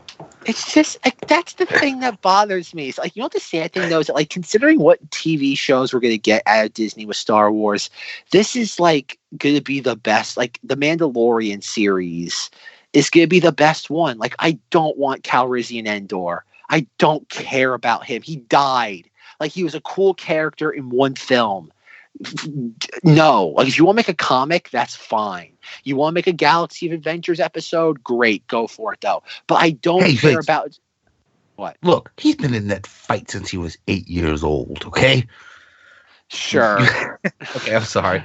Good for him. No, you're not wrong. I do think it would be fun for us to do like a commentary on some Mando episodes. I mean, I don't know. Maybe you put out a bonus or you put a thing to say if they go get approved, you give a 5-star review. Zach will email you a commentary or something. It would from Zach of just like him going. Yeah, you're right. I'm just seriously? Yeah. No, we could all be there. We could just be quiet and just laugh at Zach's accents or something. That would be fun too. What it is, we begin with the first chapter. And you hear a gunshot and a loud thud into the first 10 minutes of the episode. That's essentially what it is. Oh, great. But no, to get to like what I would want is that like I guess I don't want Calrissian Endor. The Kenobi thing has potential, but I pretty much can like there was a book series that came out in the mid 2000s. I know there's the Kenobi book for the adults, but there was like a children's like. I read it in middle school. It was called Last of the Jedi. And the first book is more or less about Obi-Wan. Then it transitions to new characters. And it's just about like all of like some of his like exploits on Tatooine. And that could be interesting. But the thing is that there's only a certain amount of ways you can deal with Obi-Wan on Tatooine. Because it's kind of like a Rogue One.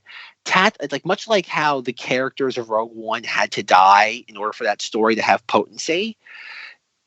Obi-Wan Kenobi can't leave Tatooine because he's tasked with protecting Luke. He can never leave. And it's kind of help. I'm stuck here. Help. Well, that's what it should be though. And the whole thing is, and that's what concerns me, that like Obi-Wan for the most part should be hiding his identity. Like he can't just be whipping out the lightsaber every 10 seconds. And that's what the idiots want. The idiots want the light, like you mentioned, Russ, with the Darksaber. The idiots just want the lightsaber. And it's like that's not compelling drama. That's not what makes Obi-Wan interesting as a character. Like, yeah, I would love like a drama about Obi-Wan's time on Tatooine, his exile, just like dealing with the failure of letting like the entire Jedi Order disintegrate based on what is alluded to as to what his thought process is in that stupid from a certain point of view book. Right. But what? You look, if you want an Obi-Wan thing, this is my pitch right now. If they're still in production, you don't have to call it this, but you can make it Better Call Obi, but not with that name. God dang it. where it is an older Obi-Wan is sitting there on Tatooine, just like much like Better Call Saul is stuck at Cinnabon in the present and can't do anything, and he is thinking back, and it goes back, and it's basically an Anakin Obi-Wan or Anakin Obi-Wan Anakin Obi-Wan whoever almost flashback show, which it completely frees everything from Tatooine, and it builds up to what he's going through at the time, and there you go. There's an idea to keep it a little fresh. But again, you're going right back to Clone Wars. It gives Hayden Christensen something to do. What else is he doing right now?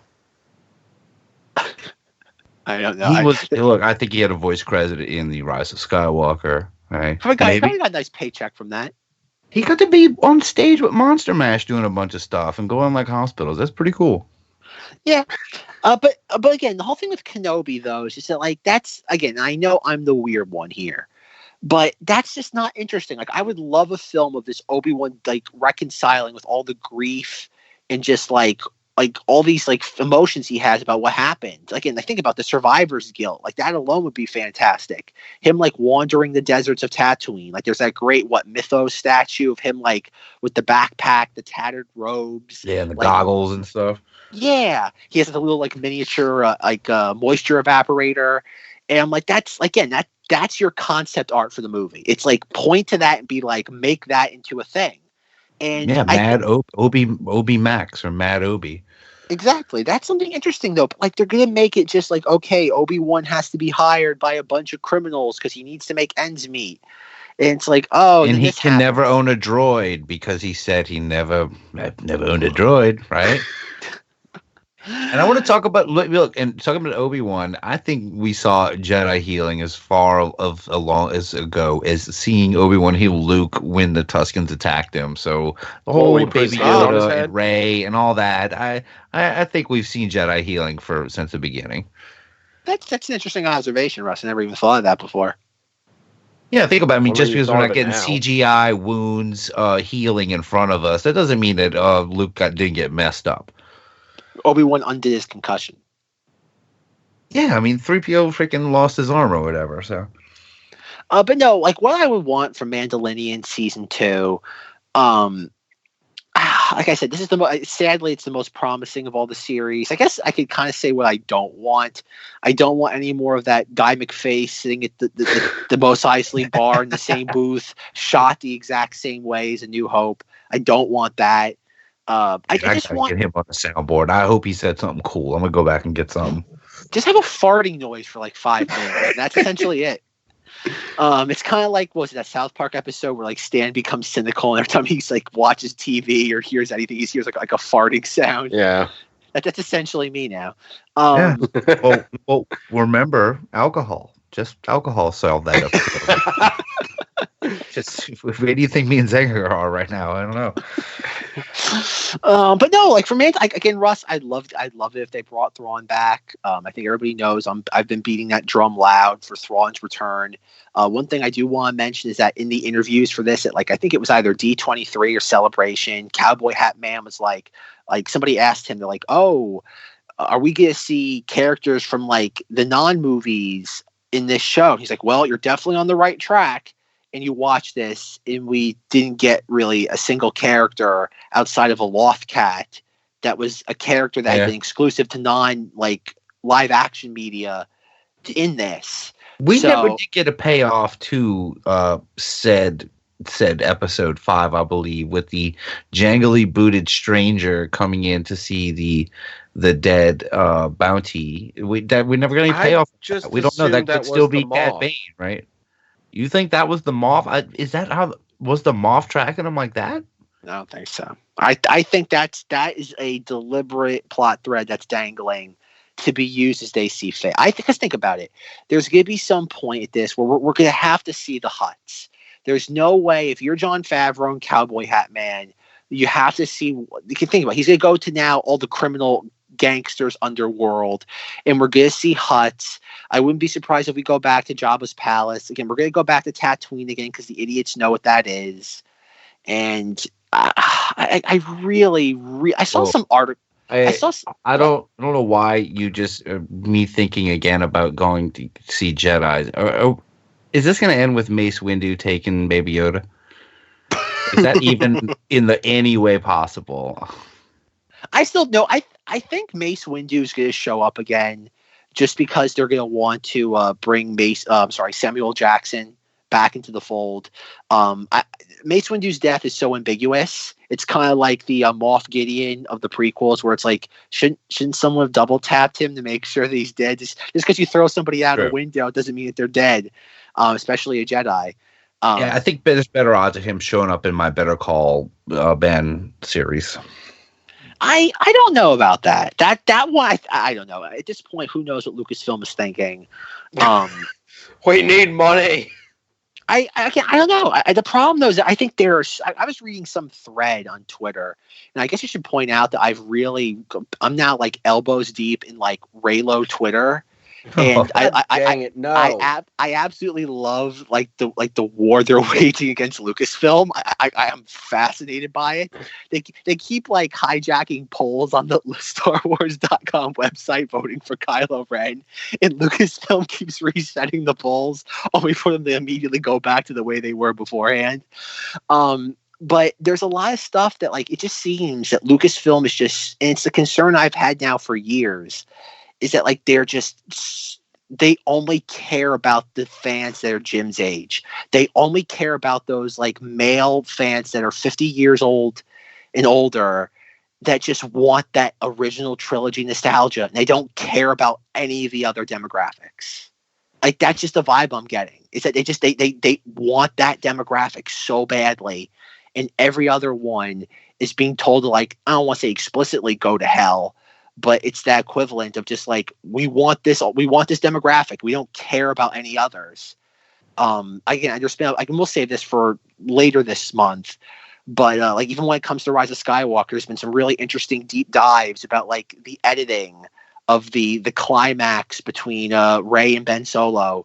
And there's a lot of just like analysis on like, a lot of this stuff doesn't make sense.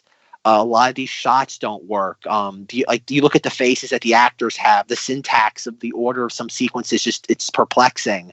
And I think everybody knows at this point that I do subscribe to the conspiracy theory here or there, but I wouldn't be surprised that Lucasfilm is just constantly their battle plan is just evolving on a daily basis. So who knows what's currently happening with the Mandalorian could change very much in the next year.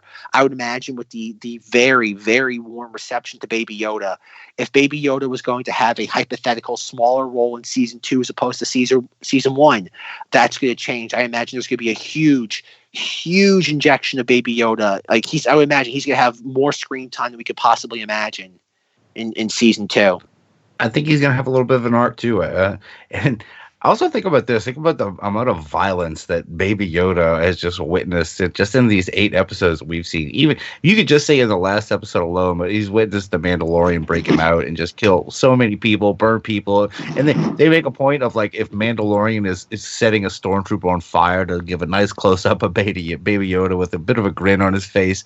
Just Baby Yoda might be better served as being a Mandalorian than going with the Jedi at this point. He seemed like he'd be like he would definitely go into his more violent side. Well, even the part when like he tried to choke Cara Dune too. I thought that was funny. I thought that was hilarious. I like how Mandalorian like catches on to that. He starts like shaking him. He's like, "No, she's my friend."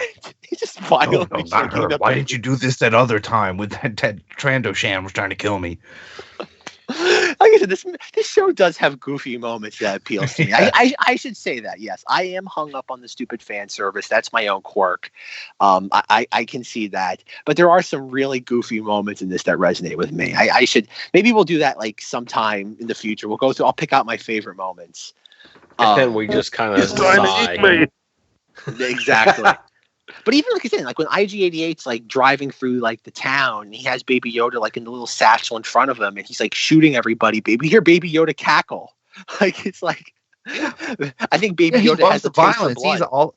I mean, I think next season they're going to advance him a little. Maybe they'll show Mando going a little further, and maybe he'll be a little more adolescent at this point, because he is part of a clan now. He's gotten the Mud Horde sigil, right? He has his sigil, and they say now you're a clan of 2, meaning that He's now a foundling following Durger on his adventures, and yeah, I like it. Durger, got it. Durger. Durger.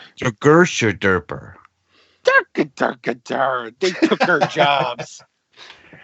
They took her. Oh, they took her. But yeah, season 2 of Mandalorian. It's like everything else. I'm keeping my expectations. I don't go into any of this stuff with like Zack what I want. Disappointed. No, I don't want to be. Chapter 1, Sagwa's Revenge. You're not looking forward to that? Or Chapter 9? Oh no. Will they keep the chapter numbers going? I think so, right? It'll just be Chapter 9, Chapter 10. I can't see them changing that. Sagwa's death. Sagwa reborn. But yeah, my overall opinion on the Mandalorian, and it could change, who knows? But in all honesty, give me like I would any day of the week take another Rise of Skywalker over 20 seasons of the Mandalorian. I want the bombastic I want the bombastic, just everything just like firing on all cylinders, even if it doesn't make sense half the time. I'd rather have that than just like middle of the road, let's play it safe Star Wars. I want Star Wars always aiming for the bleachers, even if it misses. I feel like maybe Favreau might even think about it. He was probably trying to play it safe with this too. It's not like he was getting reactions as he's making these other episodes, and now he's just given the keys. Like that's why I think they are gonna go out and show like big things like Zook and more Imperials, and who knows, we might see some of our Rebel heroes like a CG Mark Hamill. Oh God, no! Facing off. Please no. Our heroes. Look, if we're getting Wookiees, Chewbacca's, then we get Elton. We get Lando. Lando's here. Oh no! Please stop, Russ. General Calrissian. Okay, Lando. What are you doing, my friend? It's me, Donald Glover. To keep Zack from going over the edge, I just got one more thing I want to point out real quick, and I caught this in another medium that Star Wars is in. When did they start getting referred to as imps? Yeah. But online and now this show, and that seems to be what it is. It's like online games. Actually, not Rise of Skywalker. Fallen Order. Someone says imps in there too. Yeah, they do. So I'm like, where did it? Like, did I miss some Star Wars memo along the way? I always thought everyone called them Stormies, or some who really like to kick the system call them Troopies. Now I like that Troopies too. Yeah, I don't know. It makes them sound too innocent and frolicking around, little imps. They're not little imps. But I get that though, in the context of like referring to if they were using that term back during the Galactic Civil War, I would agree, Russ. But considering this is like but considering this is the Imperial Remnant, I get it, because it's like, okay, they're not really a threat, but they are very impish. Like they can cause problems if they go unchecked. Yeah. That's the weird thing with this show, is that like I do think there's a lot of potential, but the only thing, it's like everything else Disney does now, is that like, think about it. With Lucasfilm, when this was being made, the show, they were full in the middle of production on The Rise of Skywalker.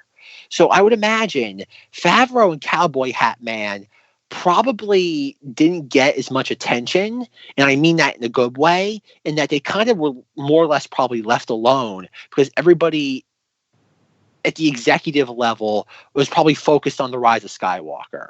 But now that there's not even a movie in pre-production. Like, think about that. Like, since Disney bought Star Wars in 2012, there's always been a film in pre-production, and now that The Rise of Skywalker's out, this is the first time since Revenge of the Sith that there are no films on the horizon. There's no films in pre-production. There's nothing. Like, we are in a dead space when it comes to Star Wars films. And considering that it takes... Continue. But the point, okay, I'll try to be concise, is that the point is that now that Lucasfilm's attention is not split in different directions, all of their attention is going to be on Mandalorian, Calrissian Andor, and Kenobi. So like, there's going to be so much more micromanaging now on this show than there was previously. Like, I would imagine that probably Filoni and Favreau, it wasn't their idea to have the Mos Eisley Cantina sequence being shot verbatim like it was in A New Hope. I would imagine they probably didn't want to do that, yet they probably got a note from the studio being like, you got to do this. Have Guy McFay sitting at this exact same booth with his feet up the exact same way as Ford. And that's the problem, is that they're probably, now that there's no movie to take up the attention of the executives, there's going to be even more scrutiny of don't screw. They're going to put the exact same pressure they put on JJ on The Rise of Skywalker as they're going to do for the Mandalorian season 2. And that's what I'm afraid of. Is like I've said it before numerous times. Like, Disney buying Star Wars is the equivalent of the Scorpion and the Frog. It's the idea that, like, it's in their nature to ruin this, because that's just what Disney does. They suck the life out of this stuff. They are the Scorpion. They're going to sting the Frog because it's in their nature. They're not going to destroy Star Wars because they're malevolent. They're just going to do it because it's in their nature. The same way they kind of destroyed The Lion King by making a dead behind the eyes live action film. It's just what they do. Hopefully just seeing how, this latest series of films started off so strong and kind of petered out. I'm not gonna say petered out, terribly, but didn't kind of end the way they wanted to. So hopefully they just let Favreau just go do his thing. Worry about Captain Cashews right now, and let him do his thing, and we get our Obi-Wan series, and just trust the Favreau at this point. And I gotta say, so we lost IG-11. We got the one iconic bounty hunter replica down. Will we see another iconic bounty hunter, either regular or replica, next season? Do you think we'll see a 4 LOM or a Zuckus, or who else was there? Dengar, or any of the others? Do you think we'll see any of them? Oh, I could see them doing Dengar, because they can just think about Simon Pegg will be old enough now that he could believably play that. I was thinking more Patton Oswalt would be like, I'm Dengar. They love doing the comedians. I think they're going to introduce another. I see. That's the thing. I think their focus now is on these shows and stuff. They want that streaming market. So Who knows? Yeah, again, it'll be interesting to see. I'll definitely be watching it.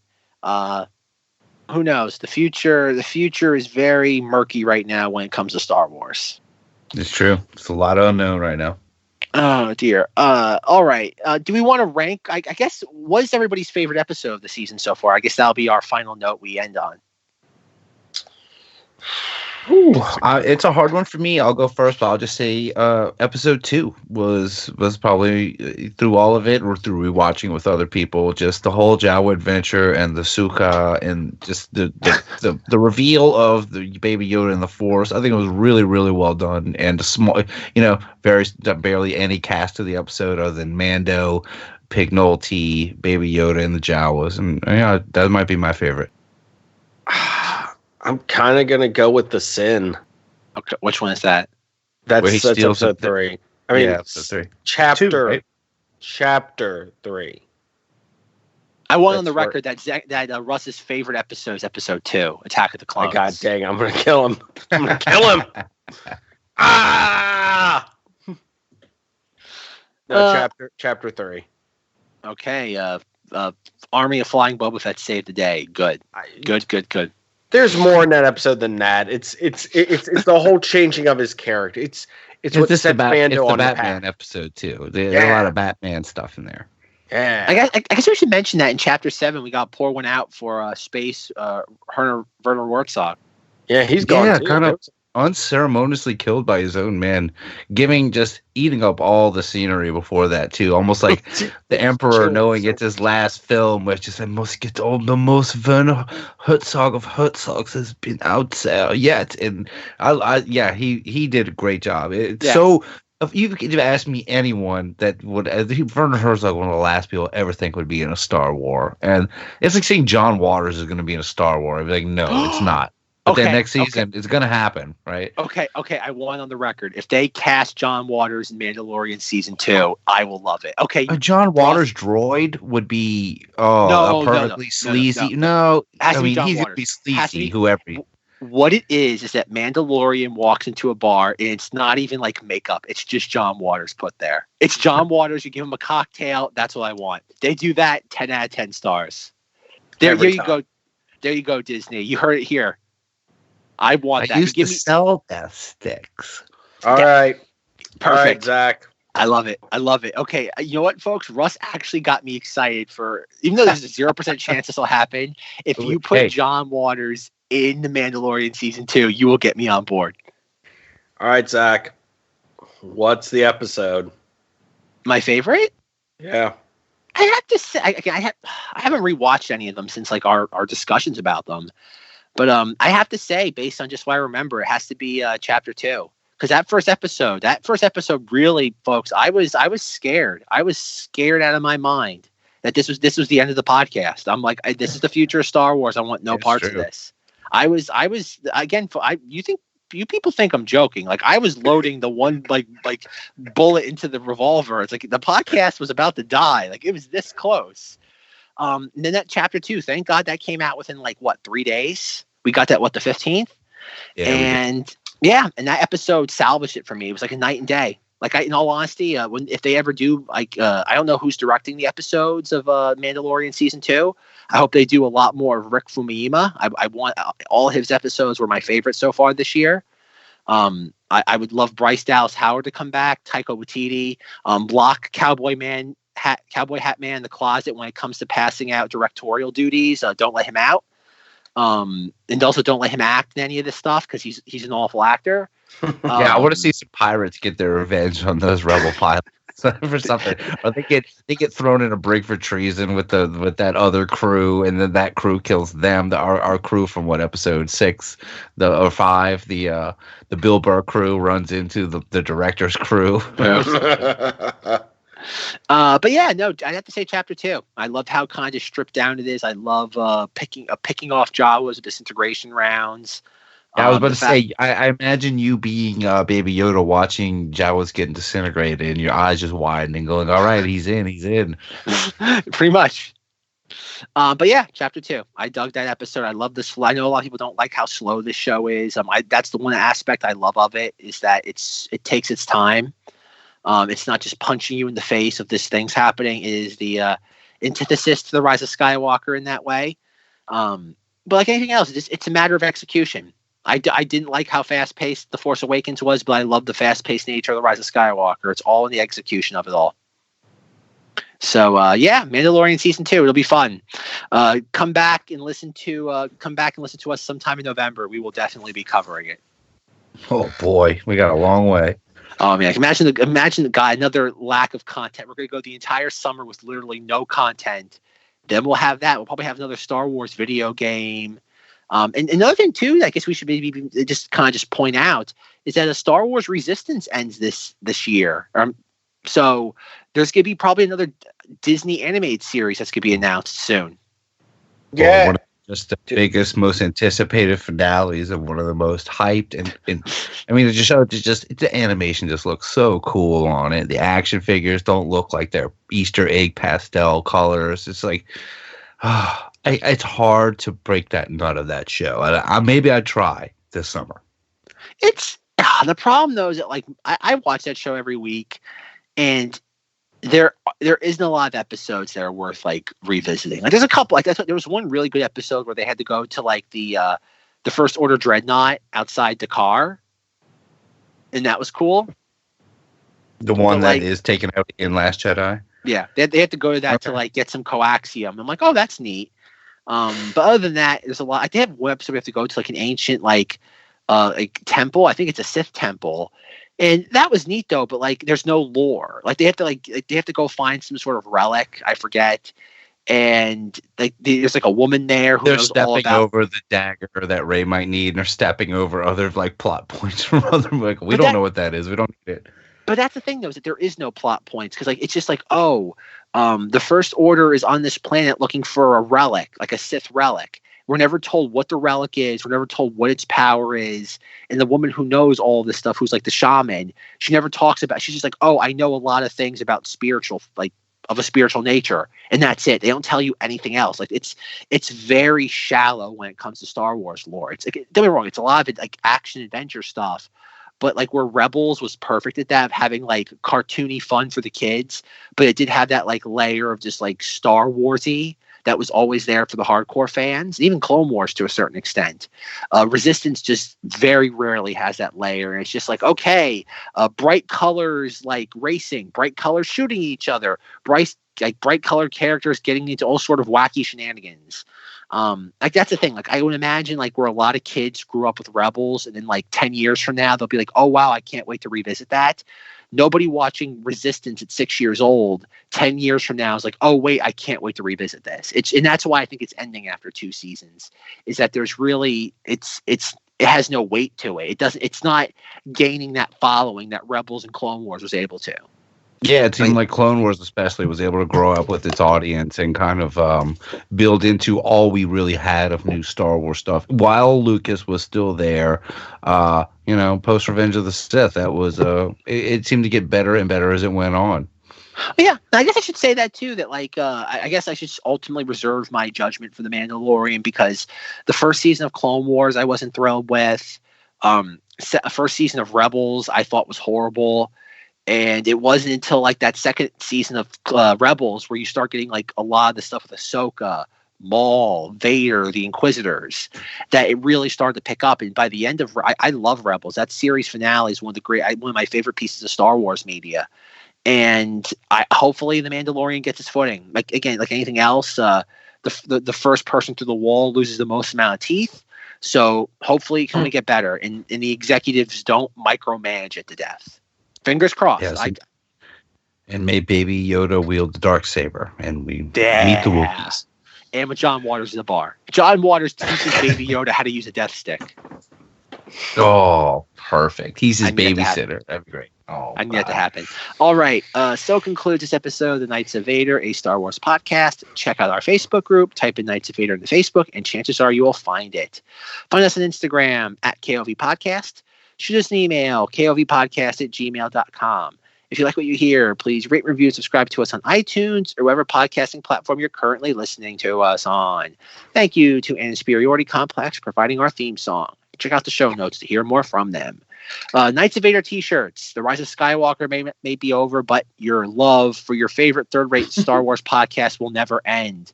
As of now, I think I'm pretty sure I'm gonna raise the price of t-shirts to $22. Again, we had them as $20 originally as a promotional period for, hey, we're doing t-shirts, and to encourage people to wear them to their showings of The Rise of Skywalker. But now that we're in a new year, I'm probably gonna raise the price to $22.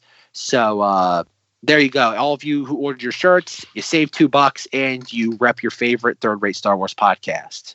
So thank you. For questions, comments, concerns, or sniper marks, contact me, Zack, on Twitter at Cinemoddities, and on the Cinemoddities podcast, where you can hear Rob and I finally, after hyping it for almost 2 years, we'll be discussing 2015's Tomorrowland, the film where George Clooney falls in love with a little robot girl. Certainly not icky in the slightest. That was a movie too. That existed. That is a movie that existed, and oddly enough, it was another film that Disney micromanaged to death. There are stories that Brad Bird essentially, I don't want to say the film got taken away from him in editing, but he pretty much lost all control of that film after it tested poorly with test screenings. So there you go, folks. There's a lot of writing on the wall when it comes to Disney and their ability to ruin things through trying to make it better. But when you're not listening to Tomorrowland on Cinemoddities, where can we find you, Zenger? You can, of course, find me on my nerdy podcast, ZengThis, every week discussing nerdy topics. Also, I want to wish everyone a happy 2020 because we are in the future now. And I'm going to use the rest of my time to let you guys know to check out Embark because this is important. The third part of Embark will be coming out in 2020, The Vanishing War. So keep an eye out for that. And in the meantime, check out, of course, the first Embark and also the follow-up book, Treasure in Darkness, from friend of the show, John Justice. Zenger, how much money are you making off this? Because I'm kind of curious. I'm not allowed to disclose. He signed the bag. Oh God, Russ, he's trying to cut us out of the money. He's trying to get that sweet podcast. I can't even say it. I know he's going to use me in an ad on something else. Me just saying the words, John. I can't even say the rest. I can't even say it. Oh dear. All right, Russ. When you're not putting John Waters into the Mandalorian season 2, what are you up to? Yeah, just check out my show, The Unbelievers Podcast, and hey, go follow Unbelievers Podcast on Instagram or follow The Unbelievers Podcast on Facebook. Go give that thing a like. That's it. Actually, I got one more thing to promote real quick. Everyone go on Instagram and follow Backlog Berg, the co-host of one of the co-hosts of ZengThis, because he's like, no one ever follows me on that, so I'm going to stop using it, and I have insisted that I will get that back running again. So go follow him on Instagram. It's Backlog Berg. How's Berg spelled? Let me just. I'm gonna double check, but it's B-E-R-G. Backlog Blurg. like it sounds, Zach. God. I like that. Well played, Russ. Well played. Backlogberg. There you go. Alrighty, folks. Good night, but not goodbye. And as always, He's trying to eat me. He's trying to eat me.